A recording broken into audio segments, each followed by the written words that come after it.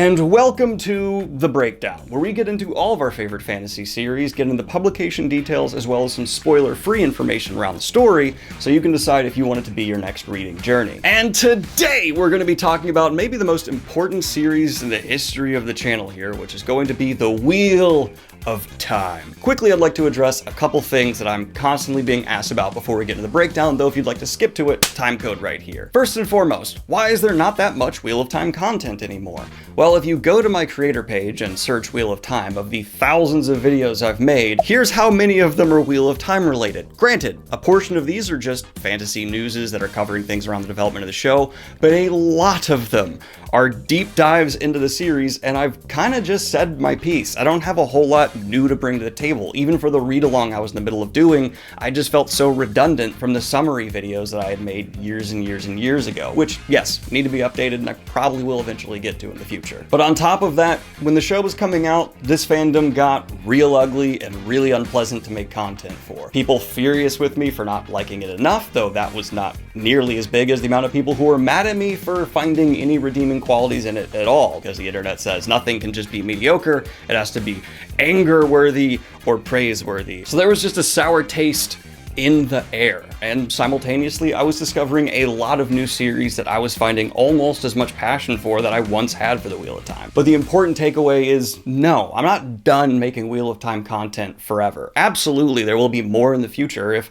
I get struck by inspiration for a certain topic I want to delve on into, or new show information or book stuff comes out. But that brings us to the breakdown, because hopefully this will tide you over at least until we get some more show news. Without any further ado, let's get into the details for the release of Robert Jordan's masterpiece. Now, a little bit spoiler-free about what exactly the Wheel of Time is. It is essentially the textbook definition of epic fantasy, and in terms of its overall writing style, feels like a very nice connective bridge from a lot of the trends you saw in classic fantasy and the more modern approach to character writing. I would say the strongest point of the Wheel of Time outside of its world building is its absolutely iconic and memorable characters. And one of the most consistent through lines you will see from people going through the series for the first time is having their opinions on certain characters do complete 180s due to phenomenal development from them being obnoxious kids to jaded, traumatized adults. And despite its incredible length, I also find it to be one of the most rereadable fantasy series of all time, because while being one of the best world builders working ever in the genre, Robert Jordan was also one of the best foreshadowers ever. So you will find events happening in book like 12 foreshadowed in book like 2. There's a reason apparently his notes are pretty much just as long as the series themselves. Do not envy Brandon Sanderson going through all those, dear God. The plot does largely revolve around a chosen one, though it's not a singular POV series. In fact, you follow more POVs than maybe any other fantasy series I've read, and the Wheel of Time world as a whole kind of grows in stages. You will feel very small and comfortable where the series begins, and Robert Jordan will go from spoon-feeding you additional lore about the world around it to suddenly fire hoses of information going down surprisingly smoothly. In terms of its overall tone, Wheel of Time does not come close to touching the grimdark genre that we know today so prominently, but there are darker and gorier moments. It's kind of a balance between like how George R. R. Martin has explicitly a lot of the darkest stuff happening shown on the page, and Lord of the Rings, like, you know, some bad stuff happened, we're not going to focus on it. It's pretty much right in the middle, where you know certain bad things happen and you get some descriptors,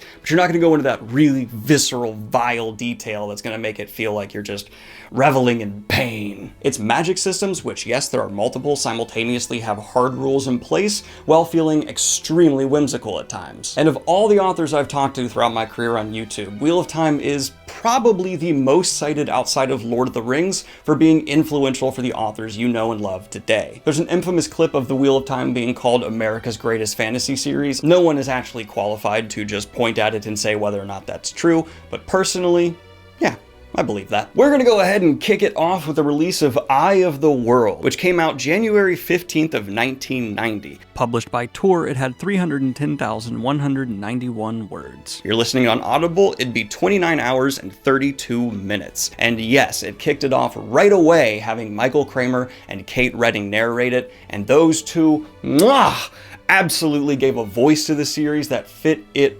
perfectly. Fortunately, they narrated it from beginning to end, including the prequel. Yes, The Wheel of Time has 15 books, not 14. We'll get there. Next up was The Great Hunt, which was released November 15th of 1990. It had 260,353 words. Its audiobook came to a girthy 26 hours and 8 minutes. And I do find The Great Hunt to be maybe the most different feeling of any of the Wheel of Time books. Upon reread, it has this pacing and structure to it that is so different on the palate, and not in a negative way. I actually really like how aggressive The Great Hunt comes across. These characters are moving. The Great Hunt is also the first time the reader is able to experience through characters' eyes maybe the most iconic location of the series, Tar Valon, the seat of female power within the world, and Vagina Island. On the center of it is the centerpiece for the Aes Sedai, the all-female magic users who dominate the political power of this world. Or at least try to. They're not as powerful as they once were. At the center of Vagina Island, which yes, Robert Jordan did genuinely, I've covered this before, make a gigantic vagina be the seat of female power, we have the White Tower. Or if you want to have some fun, the Pussy Palace. And this provides a very natural transition to saying that yes, politics is at the center of quite a bit of what moves this series. And on top of that, the typical power dynamics of having men in charge for a lot of fantasy released during this era was reversed, and many of the most important positions of power throughout the series are held by women due to the fact that they're the ones who can use magic without going insane. Yes, one of the big pieces of lore for this series is that men who touch Sayadin, the opposite side of Sayadar, the female half of the One Power, go a bit. It's great. And this is a topic that's explored quite heavily in the next book, The Dragon Reborn, which was released in October 15th of 1991. Coming in at 243,574 words. And an audiobook that is 24 hours and 31 minutes long. Now there's a rumor that floats around for the Wheel of Time series that Robert Jordan originally planned it to be shorter. Now this is pretty much confirmed true. The only thing I've seen debated a bit is how many books he originally planned, and then many fans speculate he actually planned a ton of books from the beginning and he was just lying to his publisher so that he could get published. Not a lot of publishers back then wanted the super long ever-running fantasy series, though from what I understand that is a lot easier to get published now because people love franchising. This was followed up by one of my favorite Wheel of Time books just the next year in September 15th of 1992, The Shadow Rising. Coming in at 385,415 words. This was by far the biggest Wheel of Time book upon its release, and that's proven in its over 40-hour audiobook runtime. Man, I cannot even tell you how many countless hours I spent in my childhood just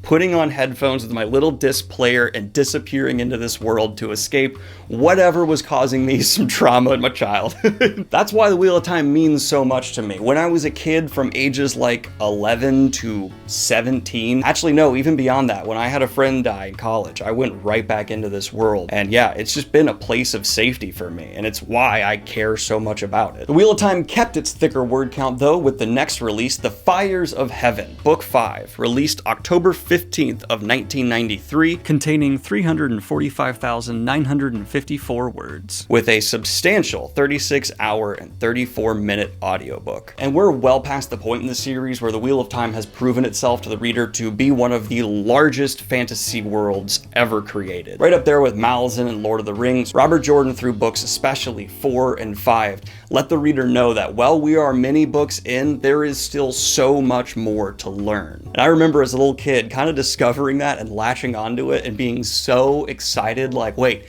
the Aiel Waste, Sean, there's so much more! And the next book only made that excitement all the more fervent with its incredible ending, and that would be The Lord of Chaos. Probably has the most universally loved ending to any Wheel of Time book, released October 15th of 1994, year I was born, what's up? Lord of Chaos came in at 395,195 words, and had a runtime of 41 hours, 37 minutes. So despite having less words than another book, it was the longest yet. Narrators are not entirely consistent. some sentences need more time than others, and some words take more seconds. So, you know, word count doesn't exactly dictate audiobook length. And for the first time, there was an entire year without a Wheel of Time release. There were 0 Wheel of Time books released in 1995, and people had to wait to May 1996 to receive A Crown of Swords. Coming in at 287,720 words, or 30 hours and 31 minutes, and was followed up by Path of Daggers, coming in at 222,842 words, or 23 hours and 31 minutes if you're doing the audiobook. And some claim the beginning of the slog. Although the exact length and details of the slog, a lot of fans are going to tell you different portions of the series, and others will tell you it does not exist at all. Basically what the slog is Robert Jordan slowing down the series to really focus on where our characters are now compared to where they started for several books. Don't get me wrong, big plot things happen. In fact, one of the most important things in terms of the lore development for the Wheel of Time happens technically within where most people define the slog. But I don't think the slog is nearly as bad as most people say. The series, though, continued with the slimmer page count, though, with the release of Winter's Heart. Released November 7th of 2000, Winter's Heart has 238,825 words and an audiobook length of 24 hours and 18 minutes. Yes, another bit longer wait between books, and I feel it's appropriate at this point to bring up the fact that Robert Jordan was suffering from health issues the last few Wheel of Time books he did right before Brandon Sanderson eventually took over, but we'll get more into that later on. The following release is widely considered the weakest book within the Wheel of Time series, and I do mostly agree with that judgment. It would be Crossroads of Twilight. Released January 7th of 2003, composed of 264,665 words. Crossroads of Twilight's audiobook came out to 26 hours and 3 minutes. And you can sum up my criticisms of this book with, you can probably shave off about 40,000 of those words